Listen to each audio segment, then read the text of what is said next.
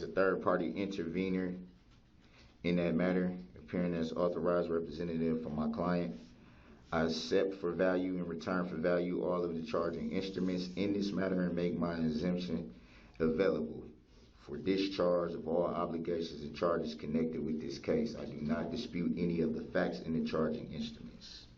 All right, the record should reflect that the individual known to this court as Darrell E. Brooks appears in person and in custody. He is in street clothing today, in a suit and tie, also wearing a mask. I checked with Mr. Brooks before calling the case if he had any documentation to provide to the court or to the state. I did look at a number of subpoenas. I told him for completeness, and the one thing I noted was that there was a date and time for the appearance that was not included, and so I just wanted to address that on the record. Since, of course, this is a multi-day, multi-week trial, typically individuals, whether it be the state or a defendant, would put the first day of trial on the subpoena unless there was some other information to suggest a different date. Obviously, we've already started, but I can ask the state if they, given kind of how things have been proceeding thus far. I know originally you had thought it would take 5 to 7 days for you to present your case in chief. Are we still on target for that from when we started the taking of testimony? Yes, from when we started the taking of testimony, yes. Right now we are projected to wrap up our case Thursday afternoon or Friday morning. So that would be within that 5 to 7 day range, Your Honor. All right. Certainly would be reasonable if you picked a date, either Thursday or Friday, if they show up, which presumably they would, right? If we're able to get all of these, not me, but if the state's able to assist, given what they've said earlier in getting the subpoenas out, then even if we weren't quite to that point, I can certainly bring people in and let them know when to come back. And that's pretty typical. So, Your Honor, just so I'm clear, should I put, so that would be roughly the 13th or 14th?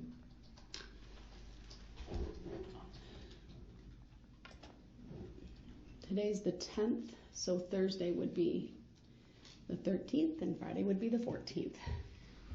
And then I didn't look very close to the names and whether you had addresses, but you should put in their last known address or other information as to where these people can be served if you know.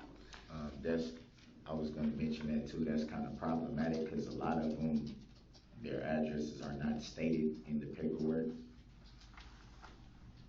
So I don't Are all of these individuals referenced in the paperwork that you've reviewed? Yes, they are. All right. Presumably then, Attorney Opper, you'd be able to look at that and perhaps assist with that information? Yes, to the best of my knowledge, everyone's address is somewhere in the paperwork. But yes, I'm sure we will be able to find addresses. The other omission I noted, and not necessarily your fault, is these were stamped by our clerk of court, which is standard. I will direct my clerk with your approval to put today's date for the date that these are all signed by the clerk of court's office, okay? Is that a yes? I thought I saw you shake your head yes. I just want to confirm for the record. Okay. I mean, it's just a lot of this that I expressed last week that I wasn't really sure how to get done. So whatever assistance is greatly appreciated. All right, so Madam Clerk is directed to put in the date at the top left, and then what I'll do is I'll keep a copy for the court's records, and then give you a copy, and then we'll give the originals to the state so they can look over them and then tell us if there's any issue with trying to get them served. But I need to get that to them this morning with your approval so they can let us know if there are any issues. Do you agree to that, sir? Yeah, I just got to put the dates in again, correct? Yes, yes. It would be fine if you did Friday morning. I mean, even if the state got done a little bit early on Thursday afternoon or something, and we, in theory, had time to call a witness, I'm happy to just go to the next morning so that it's clear. What should I put for the time? 8:30.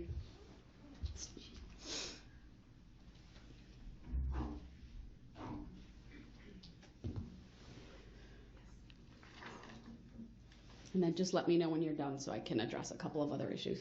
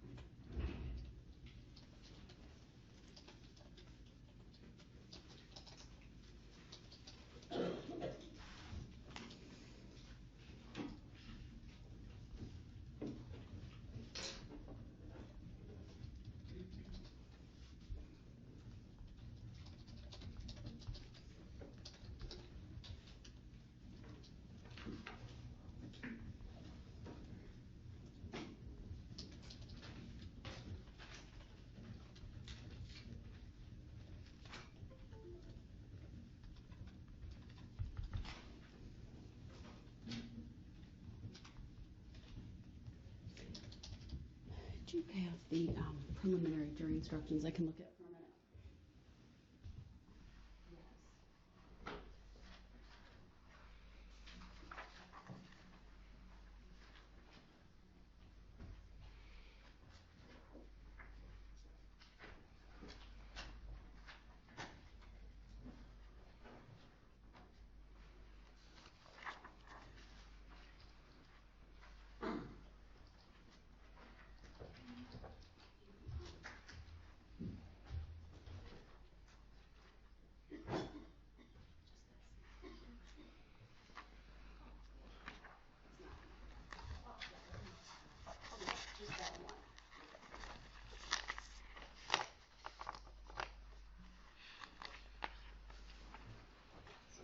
Copies of those. If you tell me the number, I can also look that other thing up.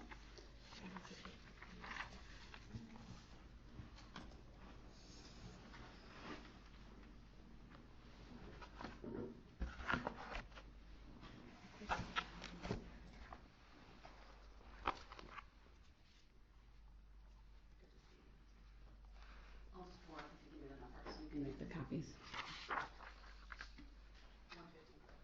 153? 150.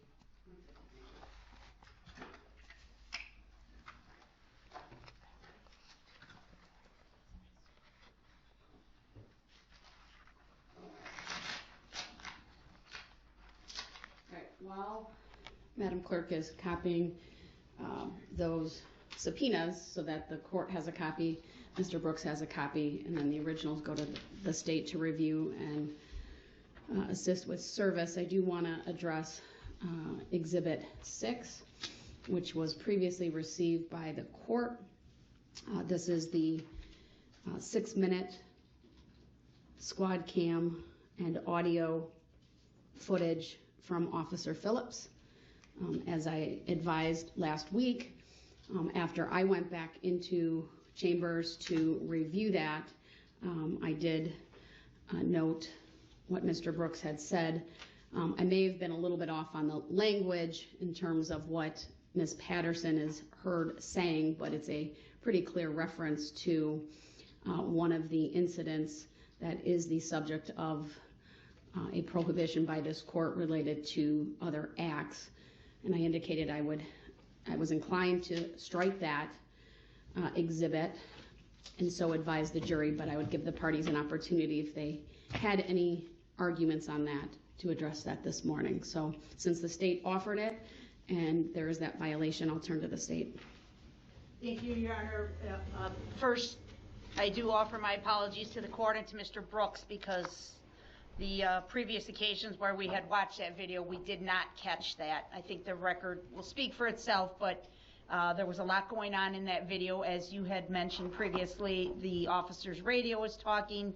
You can hear the dispatcher, you can hear other officers, and you can hear some people talking in the distance as well. So we did mistakenly include that. However, that being said, Your Honor, I think it's a clear reference to the other acts only if you know there's other acts. Truthfully, I think it's a vague and ambiguous statement.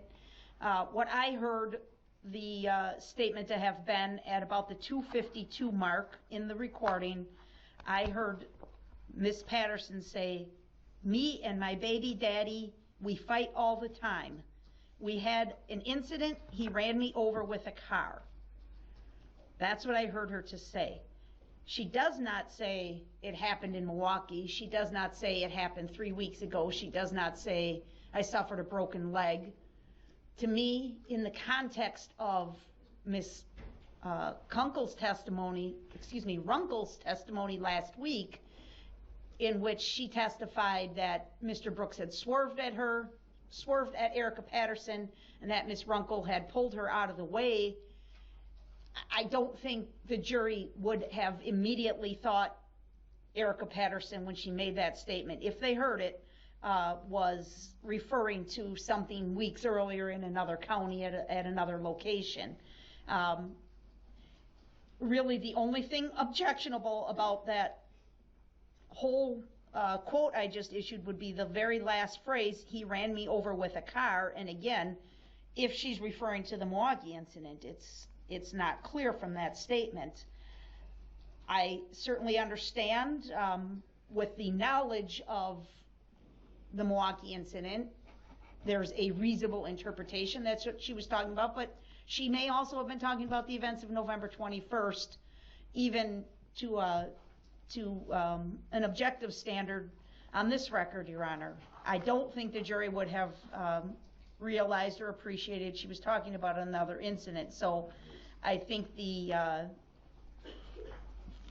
exhibit can stand as is. We could redact just about a 2 or 3 second audio from that recording where those words are removed, and I listened to it several times over the weekend. I think if we did that, it would not be that obvious, so that the exhibit could stand in place. The officer, if you recall, the timing is he's getting out of his car and he's approaching them, and she makes that statement about "he ran me over with a car," but then her very next sentence is, "There's nothing happened, nothing's going on, nothing to be worried about here," and she's essentially trying to convince the officer not to do anything. So again, I think that also supports our contention that if we strike the exhibit or we strike words from the exhibit, we may be calling undue attention to something that was very vanilla to this jury that they really wouldn't have thought twice about, given the testimony of Corey Runkle and Erica Patterson that was already on the record. So we would offer to redact that portion if appropriate, but it may also be appropriate just to leave it stand as is. And should they ever ask to see that exhibit again, we would prevent that from being played a second time. Thank you. Mr. Brooks, do you have a position on this? Yeah, I mean, it's obvious to me. I can only hear out of one ear, and I was able to hear clearly what was said. With all due respect, Your Honor, you made a ruling about this previously, in ample enough time before the trial even started. You made the ruling. I see no reason why the exhibit should be admitted into evidence. From my perspective, it's clearly obvious what was being referenced. I mean, if she was able to give any type of statement at that time to the officer, then obviously she wasn't hit at that time on that date on the 21st. she would clearly be referencing some other incident. Hence the reason why we argue all the time and this, that, and the third. It was clear to me what was being referenced, and because of the ruling, because of the implication in that statement, I believe the exhibit should be striked altogether. Thank you for your position, Mr. Brooks. And the reason why last week I said I'm inclined to strike it, but I wanted to give the parties an opportunity to review it over the weekend is, in some respects, because of what the state just said. There's information on that clip, at least from Ms. Patterson, that I didn't know if you wanted to come in or not, about nothing happened here, right? Those types of statements. So that's why I give the parties a chance to look it over and then come back to court and tell me what they want to do. So your position has been made clear. You believe it should be struck or stricken, as we say. And I agree with you, Mr. Brooks. This court gave a very clear prior ruling related to other acts, and the state had an obligation to abide by that ruling. While I have options available to me, meaning I could redact it if the jury wants to hear it later on, my concern with redaction is it may possibly highlight that portion. We don't know whether any one of these jurors heard it and made a note about it. And that's certainly not something I'm going to ask them to reveal. And because of the violation, and even though there's other things going on, even though I could redact, I am going to strike this exhibit and so advise the jury. As far as advising the jury, I simply want to tell them the following when they come into court today. As previously, the court received Exhibit 6 during the testimony of Officer Phillips. The jury is hereby advised that the court has stricken this exhibit, and the jury is to disregard anything it may have heard regarding what was on that exhibit. Any objection to that language from the state? No. How about from you, Mr. Brooks? No.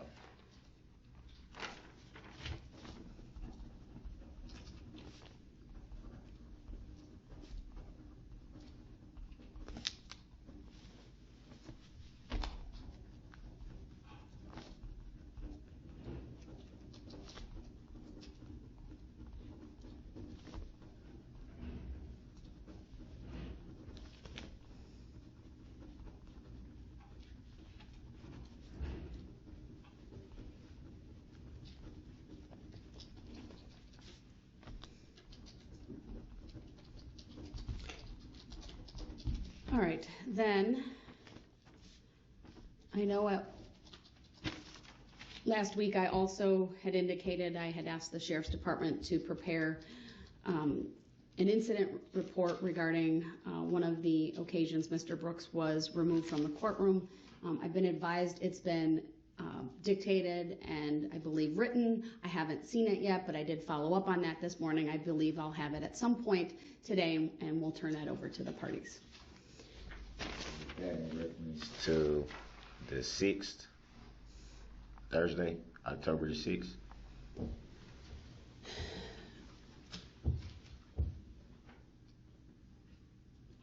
That was in reference to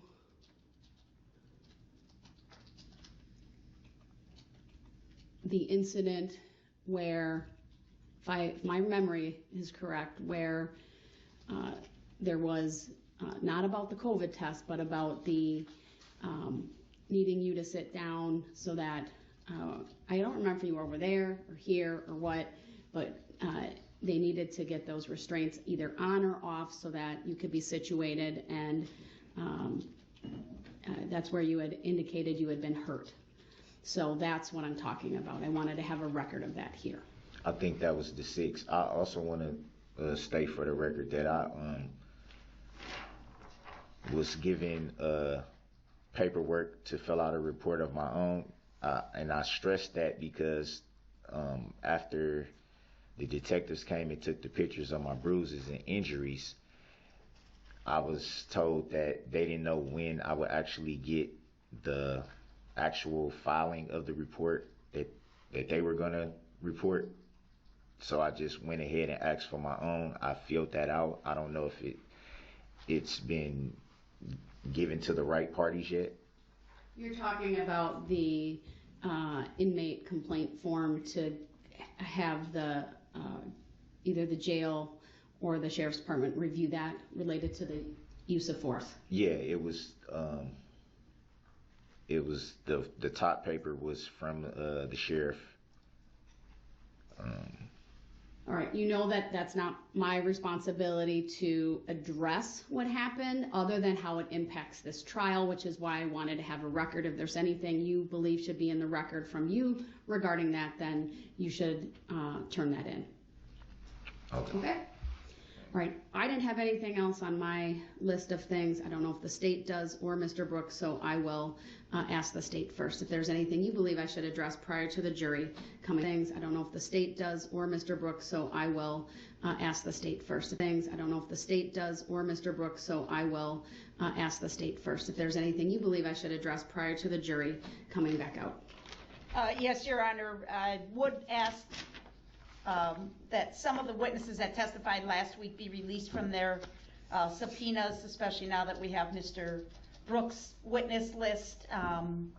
Specifically, I'd be referring to Corey Runkle, Officer Phillips, Kyle Edwards, Holly Berg. I note on his list today he does still have Erica Patterson and Detective Guth. At some point, we'd like to be heard about that, but we don't need to delay the jury at this point. All right, any position on their request, Mr. Brooks? I guess my objection to that would be Officer Phillips. That would be one that I would still like to be under subpoena. Everybody else is I'm fine with. That's the officer whose squad video I just struck. So you didn't have him in your subpoenas. So you'll need to, for now I'll tell the state they can't release him. You'll need to fill out a subpoena, and I need to have that by the lunch hour today in order for him not to be released from the state subpoena. And I definitely don't want Erica Patterson released from. Right, you have her on your subpoena, so I understand that. I just wanted that for the record. All right, thank you. All right, then I will grant the request from the state as to Corey Runkle, Kyle Edwards, and Holly Berg. For now, Officer Phillips will remain under the state subpoena along with Erica Patterson and Detective Guth. We can take issues up with that either, maybe closer to the lunch hour or when we come back, or even at the end of the day. But I would like to bring the jury out. But of course, Mr. Brooks, I need to turn to you first and see if there's any issues you believe the court should address. Very briefly, I just want to state this for the record that I would like to issue the court an apology from me in regards to my actions last week during the trial.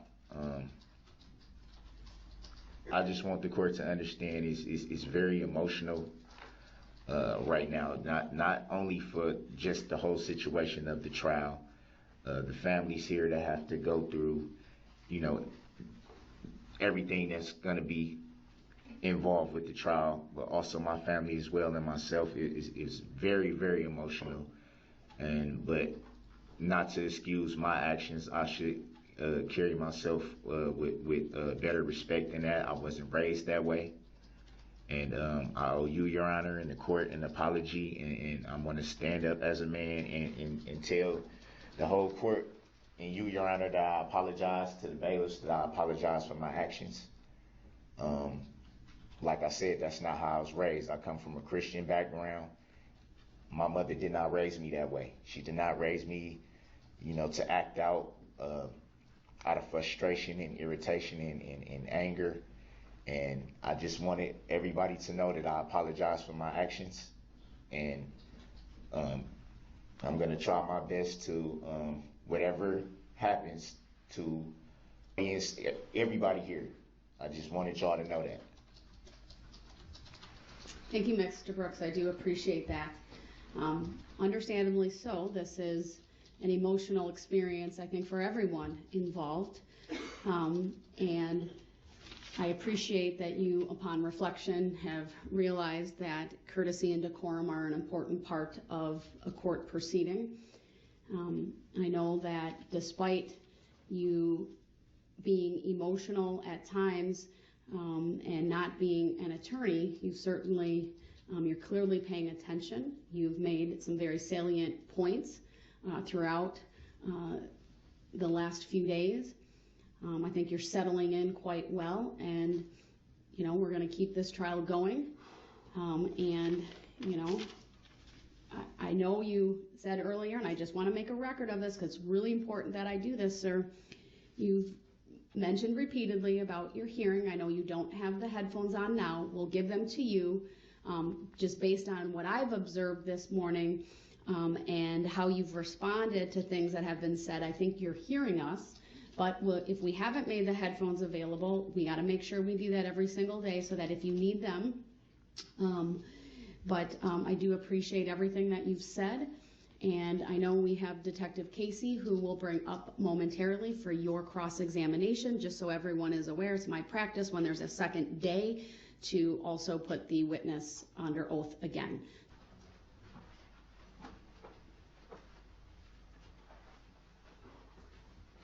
Thank you, everyone. Please be seated.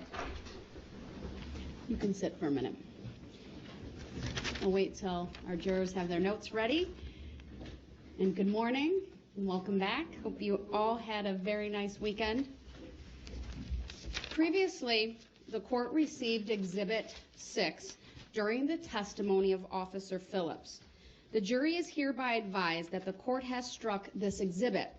The jury is hereby advised to disregard anything it may have heard during the playing of Exhibit 6.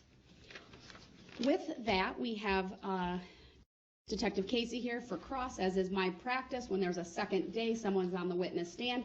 I am going to have him stand to be sworn in again by my clerk.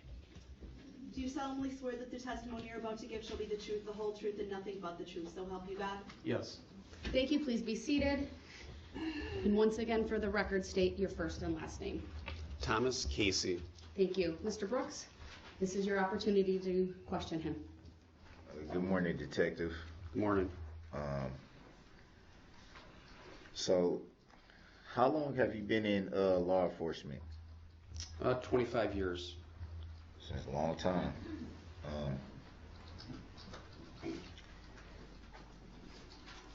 I want to direct you to the evening of November 21st, 2021. You stated that you were on duty that afternoon, correct? Yes, sir.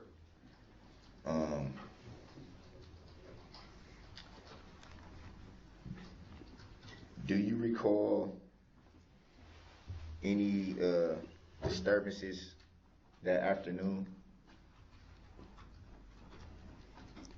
Do you mean when you drove through the parade routes and? Your question was a little broad. Why don't you try to narrow down the time frame so he can answer that more specifically? Roughly around the time of maybe 4:30-ish p.m. Yes, I do. Do you remember what you can recall? Do I remember if I can recall? Do you remember the disturbance you recall? Yes, I do. Would you state what that is? What that was, rather? I heard a horn beeping, and then a Ford Escape came through the parade route, and you drove past me and wouldn't stop, and you continued driving into the parade route. Who is you? Darrell Brooks, the defendant, seated at the table. Let the record reflect that I do not identify by that name, nor do I know anybody by that name. Your objection is noted. So, you heard a horn beeping. Yes. Was it coming from the vehicle that you tried to stop? I believe that it was. Um, you stated that you've been in law enforcement for 25 years. That's a long time. So it would be fair to say that you operate a motor vehicle pretty much every day. Would that be fair to say? Yes, I operate a motor vehicle almost every day. And would it be also fair to say that you would only beep your horn in a motor vehicle if you were trying to alert someone to your presence? I think that could be a fair statement. Would it be also fair that you would beep your horn to avoid any danger? There could be many reasons why a person is beeping their horn. Would one of those reasons be to avoid danger? It could be, yes.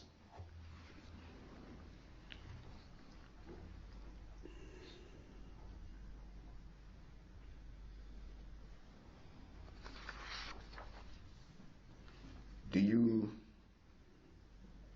recall if you were able to see who was operating the vehicle you attempted to stop? Yes, I was. And can you recall a description of the operator of the vehicle you attempted to stop? He was light-skinned, black male, had some light facial hair. Is that all you recall? That is what I recall. Do you recall what they were wearing? No, I do not. So you were able to get a description of how the operator of the vehicle looked, but not what they were wearing? That is correct.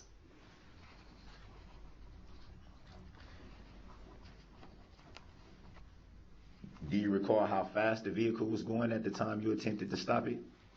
I believe the vehicle was going about 3 to 5 miles an hour when I tried to stop the vehicle, and it continued on past me. Would it be fair to say that 3 to 5 miles an hour is not very fast? I think it's very fast when you're in a parade route, when there's hundreds of people marching in the road, and a police officer is standing in front of your car, pounding on the hood, trying to get the vehicle to stop. I'd say that that's too fast. Any speed is too fast on a parade route when you have all those people in the roadway. A car should not have been there. That wasn't the question, but thanks for the commentary. Detective Casey, please just answer his questions. Attorney Opper will have an opportunity to redirect if necessary. Would it be fair to say that that's not a very fast speed? Objection, asked and answered. Sustained. Do you recall if the operator of the vehicle that you gave a description of had any hair on their head? I do not recall seeing the operator's hair that day. So it would be fair to say you don't know if they had long hair, short hair, anything of that nature? That is correct. Do you recall testifying at the preliminary hearing in this matter? Yes, I do. Can you recall what you said when asked a description of the driver of the vehicle you attempted to stop? I don't recall word for word what I said. Do you recall being asked the question? I would think that I was, but I don't recall the exact words that I used then.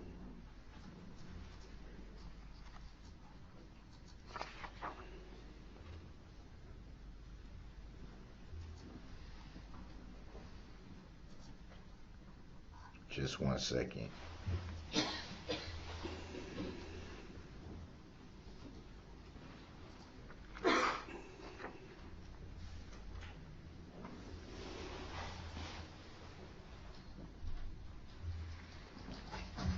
Do you recall saying that the operator of the vehicle you attempted to stop had short hair and a short dark beard?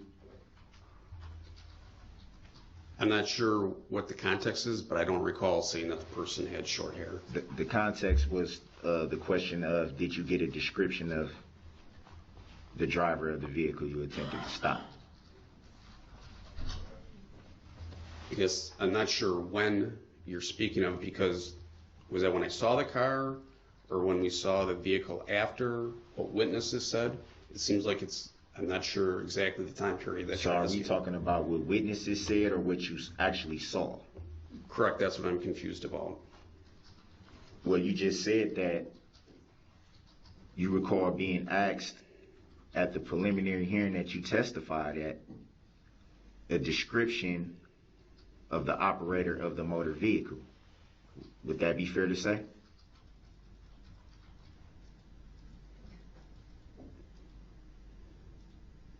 I don't understand your question. I think it's very clear. You testified at the preliminary hearing in this matter, correct? Yes, I did. And were you not asked a description of the operator of the motor vehicle that you attempted to stop? So I believe my testimony was at the preliminary hearing that I did not see the person's hair, if that's the specific time that you're speaking of. I have a portion of that preliminary hearing that you testified at with your words right here. Mr. Brooks, what page are you at? I am at page 17. All right, thank you. And you were asked, could you see anybody inside the vehicle? Your answer was, at that point, I could not see the person real clearly, but as the vehicle continued pushing through me, I was paused. My position changed to the side of the vehicle where I was directly outside the driver's side window. And I could see inside of the window and I could see the driver very clearly. Would that be fair to say that those are your statements? Yes, sir. So, could you or could you not see the driver clearly?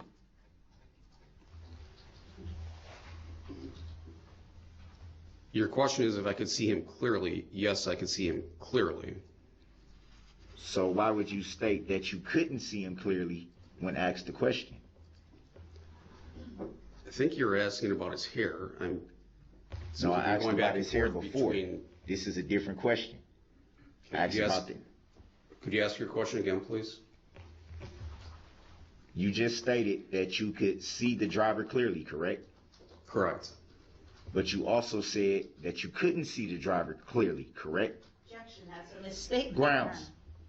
So, Mr. Brooks, I think it comes down to a little bit of context. I'm going to sustain the objection, and then if you would please rephrase.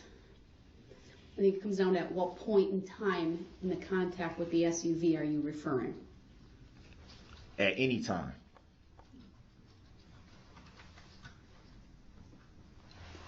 Your Honor, we need the question again. That question is vague. Right. Put it all together, if you would, I'll sustain the objection. At any time, could you see the driver clearly? At any time during your attempt to stop the vehicle? Yes, at any time I could see the person clearly that was driving. The entire time you attempted to stop it, you can clearly see the driver of the vehicle.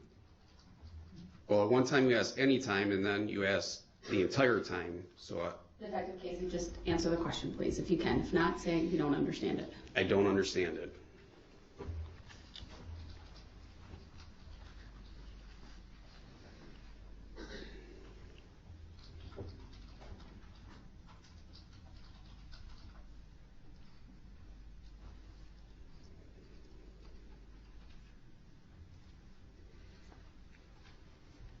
Just a second.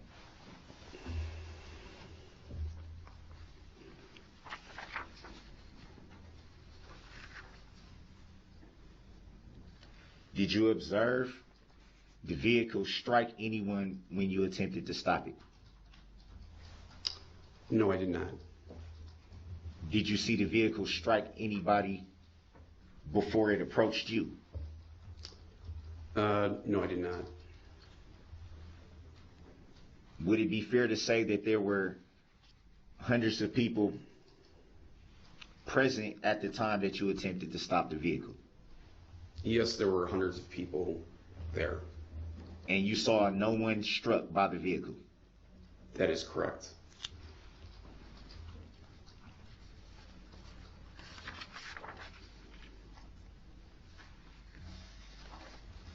Did you see if anyone else was, could you see rather, if anyone else was in the vehicle?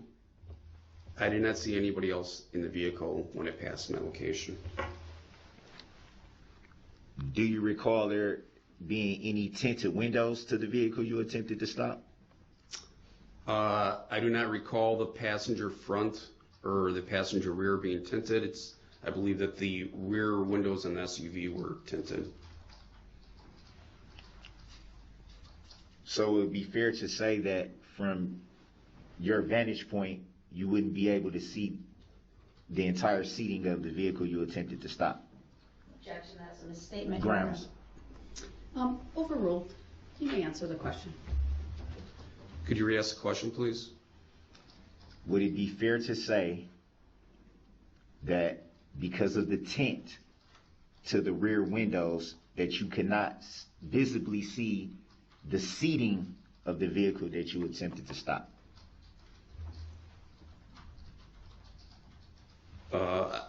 I did not see anybody in the vehicle. I don't think that the tint had any reasons for me not to be able to see in. So it would be fair to say that you could clearly see the seating of the vehicle you attempted to stop, front, passenger, and back seat. From the limited view that I had, I thought that I could see it. Even though you just said that the rears were tinted. I believe that it's the far back windows in the passenger compartment that were tinted, not the passenger windows, from my memory. So it'd be fair to say you can recall every window that was tinted on the vehicle that you attempted to stop. I think that question's been asked and answered, Your Grounds. Honor. His answer should Grounds. stand. Hold on, Mr. Brooks. The objection is sustained. Next question.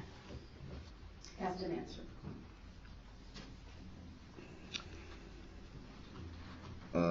Detective Casey, are you a party to this case in any way? I don't understand the question. Are you a party to this case? I don't understand the question. Have you filed a claim in regards to this case? I have not. Have you read the complaint in this case? I've read the complaint. Do you recall who the complaint was brought by? The complaint is brought by the state of Wisconsin, represented by the Waukesha County District Attorney's Office, District Attorney Sue Opper.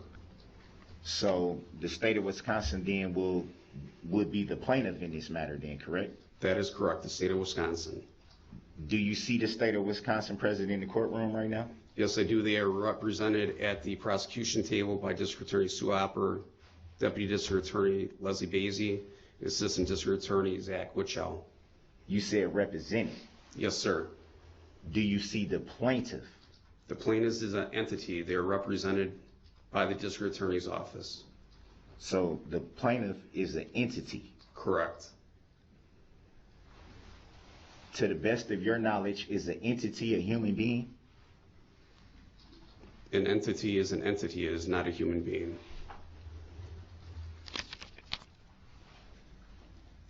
To the best of your knowledge, being in law enforcement for as long as you have,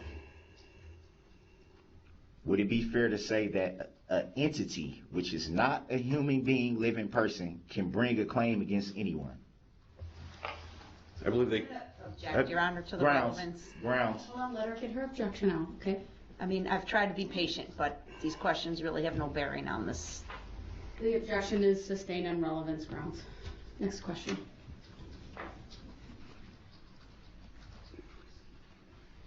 Have you ever had any interaction with the plaintiff in this matter? Objection, irrelevant. Grounds. Sustained. How long have you known the plaintiff in this matter? Objection. Grounds. Let her get her objection out, Mr. Brooks. It's sustained on relevance grounds.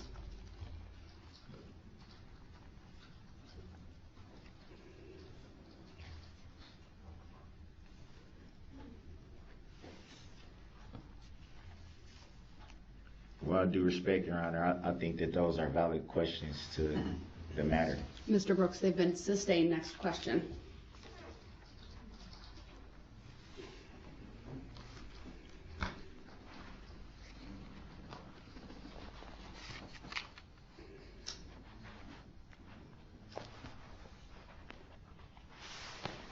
Just so we're clear for the record,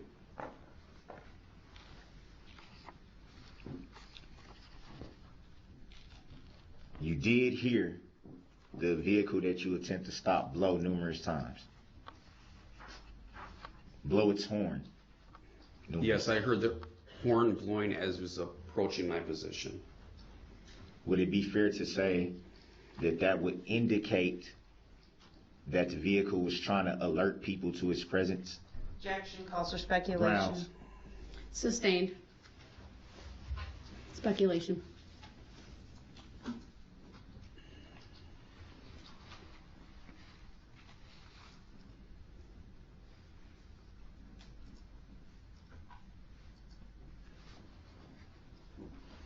Just 1 second.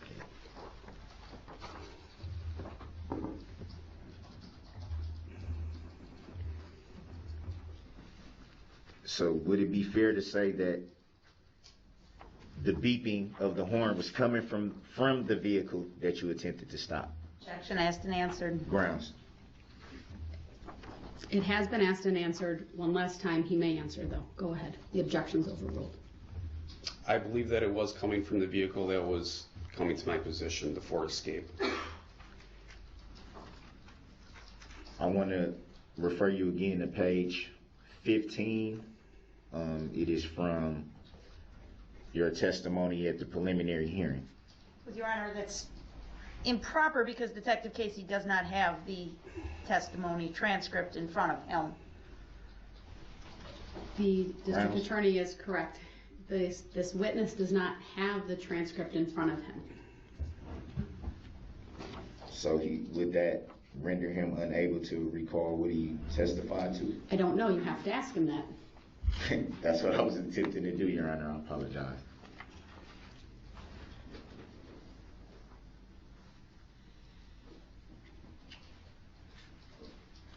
So just so I'm clear, am I allowed to read from this or no?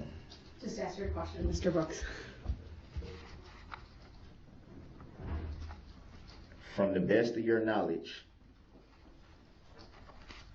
do you recall stating in your testimony at the preliminary hearing that it was in fact the vehicle you attempted to stop that was blaring its horn?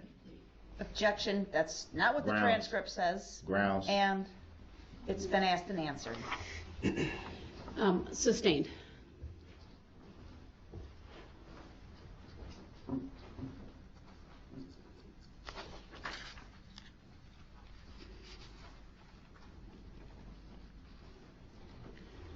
Were you injured in any way attempting to stop the vehicle? I was not injured when I was trying to stop the vehicle.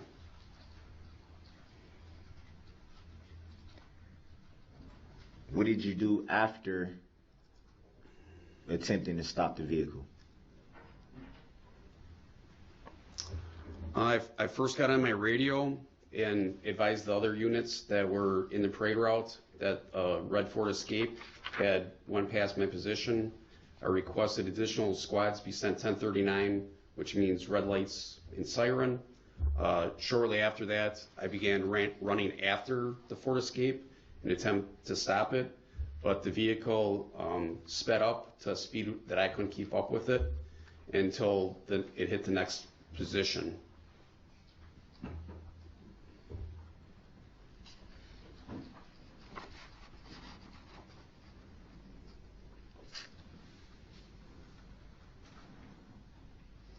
Reading from the transcript, page 18.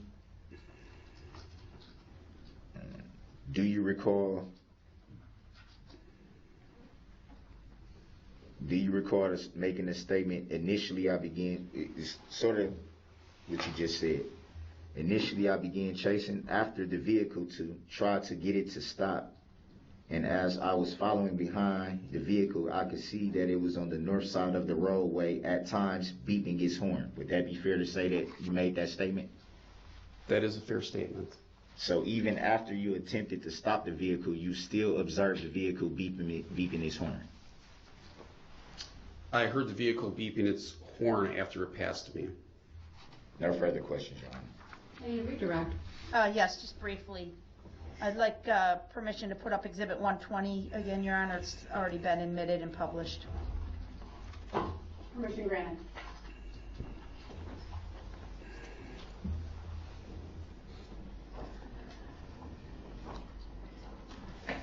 Detective Casey, is Exhibit 120 on the screen now? Yes, it is. And you've been asked here today several questions from Mr. Brooks about what you saw as the vehicle passed you. Is that correct? Objection. I do not consent to being called that name, and I do not know the person that you refer to. Objection is noted. It's overruled. Yes. Is Exhibit 120, well, strike that. Do you know where on the parade route the vehicle was located when this screenshot was captured? Objection. Hearsay. Overruled. Yes, I do. Where? Approximately the 200 block of West Main Street. The building directly opposite the Ford Escape is 234 West Main Street. You were back at the intersection of White Rock and Main Street, correct? Yes, I was. So about how far was it from where you saw the red SUV with Mr. Brooks driving to where this photo was, where this video was taken, and this is a screenshot from that video, correct? Objection. I do not consent to being called that name, and I do not know the individual by who you refer to. Your objection is noted. May I answer the question? I would say that it's approximately 0.2 of a mile for me, a very short distance. Okay. Was the appearance virtually the same from when you saw it to when this screenshot was captured? Objection. Hearsay. Overruled. Yes, it was. Are you able to see the driver of the vehicle in this screenshot, sir? Objection. Hearsay. Overruled. Yes, I am. Can you see the hair of the driver in this screenshot, sir? You cannot see his hair. As the vehicle went past you, back at your post on White Rock in Maine, what were you focused on? I was focused on the driver's face when it was driving past me. Okay. You told us on direct examination on Friday you were able to pound on the hood, correct? Were you directly in front of the vehicle at that point? Objection. It was also, he also said in his testimony on Friday that he can identify the clothing. He specifically said what the color of the clothing You're was. attempting to testify. That's not a proper objection. As to the specific objection, it's overruled, and Attorney Opper may complete her question. Where were you positioned when you were pounding on the hood of the SUV? Objection. Overruled. And by that, I don't mean the street, I mean where on the car. I was directly in front of the vehicle by the left front bumper. Did you have to step out of the way to avoid being struck? Objection. Hearsay. Overruled. The vehicle came in contact with me. As it was pushing through me, I shuffled my feet to the side, and then I continued down the side of the vehicle where I came directly in view with the driver's side window. Okay. So you would have been, what was the driver doing as it passed you? Objection. Irrelevant. As he passed you, I should say. Overruled. Objection. I do not consent to being called he. Initially, he was staring straight ahead, and as I was pounding on the driver's side window, he turned and looked directly at my face. Okay. And the reason you were pounding on the hood and pounding on the driver's side window is what? I was trying to get the vehicle to stop. Did the vehicle stop? The vehicle never stopped. Did the driver make any effort to pull over or pull off the parade route at that spot. Objection. Hearsay. Overruled. I initially chased after the vehicle, trying to get it to stop. I could see the vehicle driving until it crossed Barstow, where it first made contact with people. The vehicle sped up, and I never saw it slow down or stop until I lost view of it as it crossed Barstow Street. Okay.